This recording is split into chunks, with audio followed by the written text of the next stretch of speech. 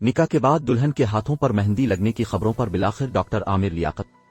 Lahore खुसूसी report. 49 साला पाकिस्तानी रुकन parliament doctor Aamir Liaquat Hussain ने 18 साला लड़की से तीसरी शादी का ऐलान किया तो सोशल मीडिया पर हंगामा बरपा हो गया और उनसे शादी की दावेदार मॉडल ने भी दुल्हन के हाथों पर मेहंदी और सामने आने वाली तस्वीर का मवाजना करते हुए सवाल उठाया था। लेकिन अब इस मामले में खुद डॉक्टर आमिर लियाकत ने खामोशी तोड़ दी।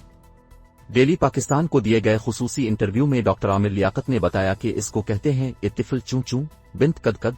बताना सिर्फ इतना मकसूद है कि शादी लोधरा में हुई थी, सिर्फ निकाह हुआ था और फिर जब कराची पहुंचे तो उसके बाद मेहंदी लगी। मेजबान उसामा बिन अतीक के मुख्तलिफ टीवी प्रोग्राम्स में होने वाले सेटेंट्स और फिर वीडियोज के वायरल होने बारे सवाल पर डॉक्टर आमिर लियाकत ने बताया कि लोग वीडियोज मोहब्बत में वायरल नहीं करते, लेकिन यह जरूर है कि पहले से सोच समझकर सब कुछ करते हैं।